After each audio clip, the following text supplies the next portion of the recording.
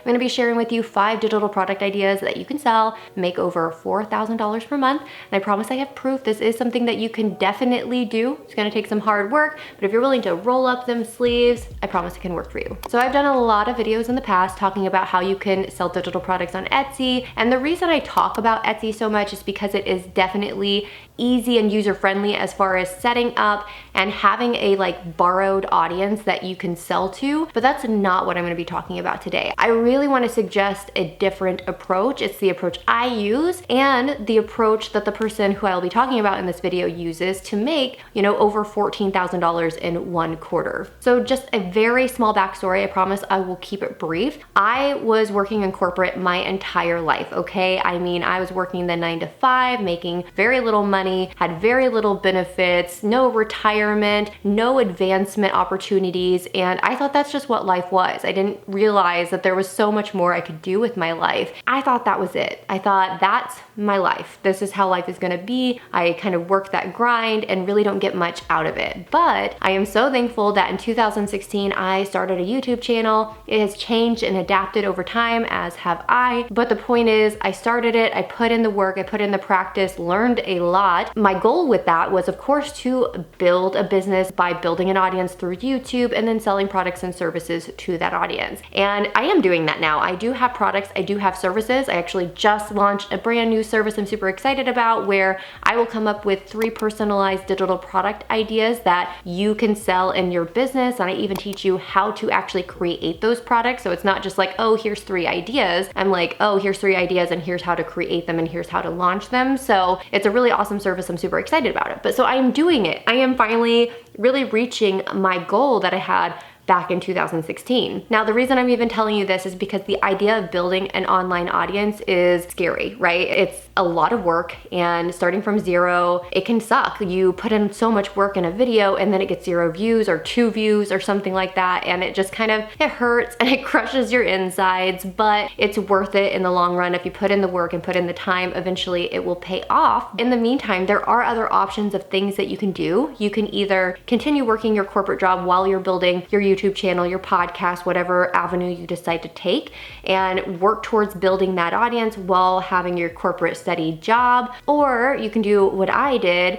and that's how I started. I had a corporate job, I was building my YouTube channel, and then with the knowledge I gained from working on my YouTube channel, I was able to get a job working as a freelancer for a YouTuber that I absolutely loved and really aspired to be. And I still work for her today. Her name is Katie Steckley. If you are looking to grow on YouTube, grow on any kind of social media platform, you should definitely check out her YouTube channel, because that's all she talks about, which is kind of the point I'm making in this video. I'm gonna give you some digital product ideas, but the idea is that you would sell those to a targeted audience, and building your own audience is the best way to do that. So check out Katie Steckley. But I also work for like another YouTuber that I love, and that's how I've been able to maintain and create a really nice income while I'm working on building my own business. I just wanted to put that out there. And if you want more information about how to become a freelancer and how to find jobs as a freelancer so that you could quit the 9 to 5, build your own business, but be kind of working for people who are doing the same things that you want to do so you can learn from them and get paid, let me know in the comments. But let's move on to Katie, and she is actually who I'm referencing in this video. She actually posted a reel recently. She's super transparent about her income, and she mentioned that out of her multiple streams of income, digital products made her over $14,000 in just the first quarter of this year. So that's averaging about $4,000 or so per month. If you check out her shop, you will see that she sells various products. So I just want to break them down and just explain a little bit about what they are and how you can create them. And then I will talk a little bit about how she's making $14,000 in 1 quarter. So first up is project management templates. For her, this is Notion templates. She has various Notion templates,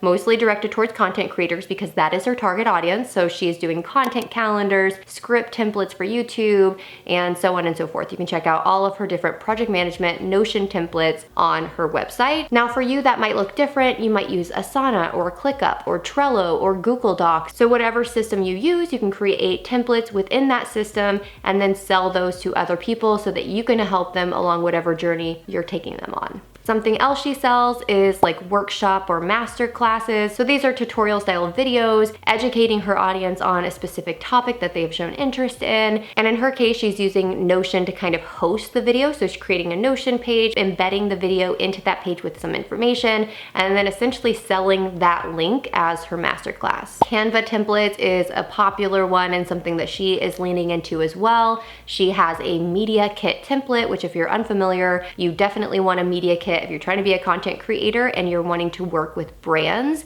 If a brand reaches out and says they're interested in promoting their product on your YouTube channel, for example, you would in turn send them a media kit with all of your information and your package pricing and things like that. And she has a template for that. But for you, I mean, that could be literally anything, which again is why I launched this service to begin with, because if you have a business concept or idea or a niche of your business and you just cannot think of what product that you could sell your audience, please check out my service, because that's exactly what I am trying to do. I'm trying to help you brainstorm and think of easy ideas of things that you could create to sell to your audience that would help solve a problem that they have. So anyway, for her, it's a media kit. Next up is Lightroom presets. Now, a lot of people are familiar with these because of when Instagram was all about everything being super aesthetic. Now, I still think it's important to have like a cohesive vibe on Instagram, but it's not as crazy as it used to be. So there was this like boom of Lightroom presets for your Instagram, and now it's kind of died down a little bit. But what Katie does, she actually uses her own created Lightroom presets on her Instagram, and she also created some that she uses in her YouTube thumbnails.